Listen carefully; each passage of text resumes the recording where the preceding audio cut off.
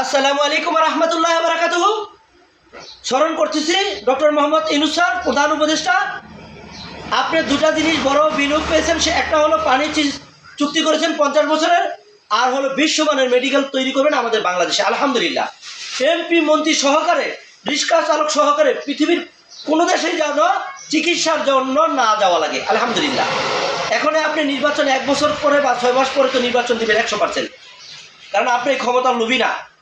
এখন আপনি নির্বাচন দেওয়ার আগে যদি এই কাজগুলো ধরে যেতে পারেন, বাংলাদেশের যেই দলের ক্ষমতা আসুক এই কাজগুলো করিতে বাধ্য থাকিবে। যদি আমার কথা বুঝেন, অনেক ভালো, না বুঝলে কিছু করার নাই। আরেকজনকে আমি দৃষ্টি আকর্ষণ করছি, স্বরাষ্ট্র উপদেষ্টা জাহাঙ্গীর আলম চৌধুরী। আপনি মেডিকেল মুন্সিগঞ্জের জন্য একটা তৈরি করার জন্য চিন্তা করতেছেন।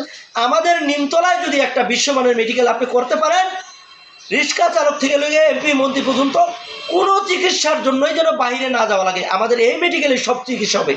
তাহলে মরার পরেও আপনি বাঙালি জাতির থেকে আপনি দোয়া পাবেন।